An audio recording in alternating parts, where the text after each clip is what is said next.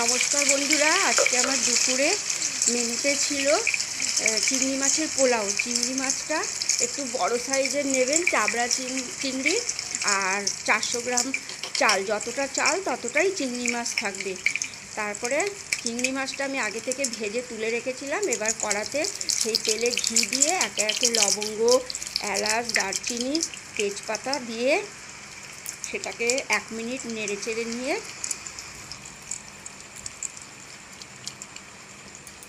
সেটাকে 1 মিনিট নেড়ে চেড়ে ভালো করে নেড়ে চেড়ে যতক্ষণ তেজপাতাটা লাল হবে একটুখানি ততক্ষণ নেড়ে চেড়ে এবার কুচনো পেঁয়াজগুলো দিয়ে দিতে হবে। কুচনো পেঁয়াজগুলো দিয়ে যতক্ষণ না পেঁয়াজটা একটু বাদামি রং হচ্ছে ততক্ষণ পেঁয়াজটা নেড়ে চেড়ে নিতে হবে।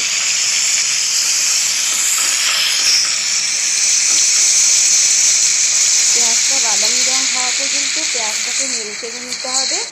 তারপর একে একে দিতে হবে আদা রসুন পেস্ট। এবার আমি আদা রসুন পেস্ট দিলাম। আদা রসুন পেস্ট দিয়ে এটাকে একটু ভালো করে আদা রসুনটাকে ভালো করে একটু নেড়ে নিতে হবে। আদা রসুনটা নেড়ে নেওয়ার পরে আদা রসুনটা ওর সাথে ভালোভাবে হয়ে যাওয়ার পর এবার টমেটো দিতে হবে। একটা হোক দুটো হোক টমেটো দিয়ে ভালো লাগবে। আর আপনারা যদি টক দই দিতে চান তাহলে টক দইও দিতে পারেন। আমি তো টক দইটা দিয়েছি কিন্তু ওটা স্কিপ করে গেছি, আপনারা দিয়েও দিতে পারেন। আর যদি টমেটো দেবেন না মনে করেন তাহলে টক দই দেবেন। আর টক দই যদি না দেন তাহলে সেক্ষেত্রে টমেটোর পরিমাণটা একটু বেশি দিতে হবে। তারপর একে একে লঙ্কার গুঁড়ো, জিরের গুঁড়ো, ধনে গুঁড়ো,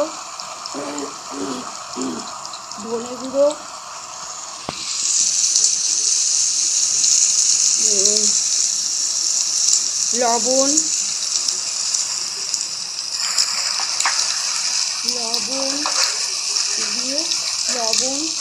আর হলুদ দিয়ে এটাকে ভালো করে লাল করে মশলাটাকে ভেজে নিতে হবে।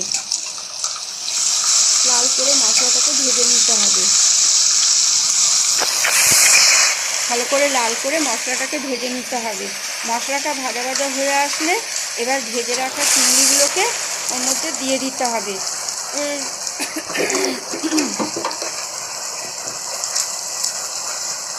এবার আগে থেকে ভেজে রাখা চিংড়িগুলো ওর মধ্যে দিয়ে দিতে হবে, মশলাটার মধ্যে দিয়ে ভালো করে নাড়াচাড়া করে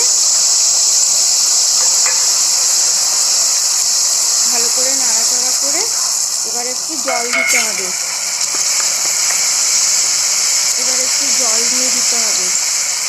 জল দেওয়ার সাথে সাথে ওটাকে একটু নাড়াচাড়া করতে হবে। করে এবারে আগে থেকে যে জলে ভিজিয়ে রাখা 10 মিনিট ধরে ভিজিয়ে রাখা ছিল আমার বাসমতি রাইসটা, সেটাকে ধরাতে দেওয়া ছিল, সেটাকে ওর মধ্যে দিয়ে দিতে হবে। দিয়ে ভালো করে নাড়াচাড়া করে ভালো করে ওর সঙ্গে কষিয়ে নিতে হবে যাতে চালটা পুরো ভালোভাবে মিশে যায় কষানো জিনিসটার সাথে, তাহলে টেস্টি হবে। ভালো করে মিশিয়ে নিয়ে এবার পরিমাণ মতন জল দিতে হবে। যতটা চাল ততটাই জল দিতে হবে। আপনি যদি 400 গ্রাম চাল নেন তাহলে 400 গ্রামই জল দিতে হবে। আর যতটা চালের পরিমাণ থাকবে যদি পারেন ততটাই চিংড়ি মাছ দিলে আরও বেশি ভালো লাগবে, টেস্টিটা বাড়বে। কারণ চিংড়ি মাছ যদি মুখে পড়ে তো টেস্টিটা বাড়া ছাড়া তো আর খারাপ না, ভালোই লাগে, আরও স্বাদ বেড়ে যায় আরও। এবার এটাতে একটু পরিমাণ মতো জল দেওয়া হলো। পরিমাণ মতন জল দিয়ে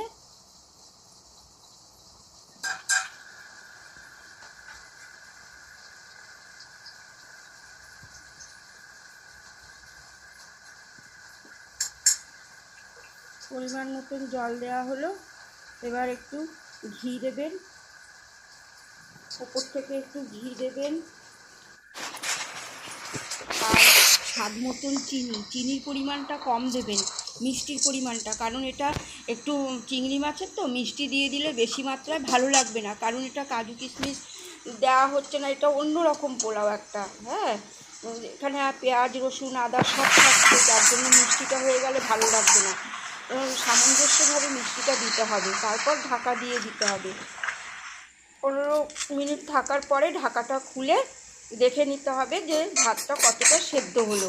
আমার রাইসটা খুব ভালো মতন সেদ্ধ হয়ে গেছে, আর দেখুন ঝরঝরেও রয়েছে কত সুন্দর।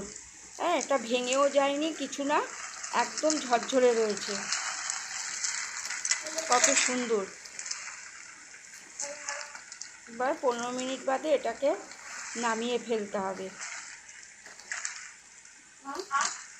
আর আপনারা পুজোতে কে কীরকম জিনিসপত্র কেনাকাটা করেছেন সেটা দেখাবেন, সেটা বলবেন। আর আমার এটা পছন্দ হলে রেসিপিটা আপনারা প্রত্যেকেই করে খাবেন বাড়িতে, আর একটু শেয়ার করবেন আর কমেন্ট করবেন, লাইক করবেন, অনেক অনেক লাইক করবেন ভালো লাগলে। আর এটা এবার আমার নামিয়ে পরিবেশন করা হবে এবার।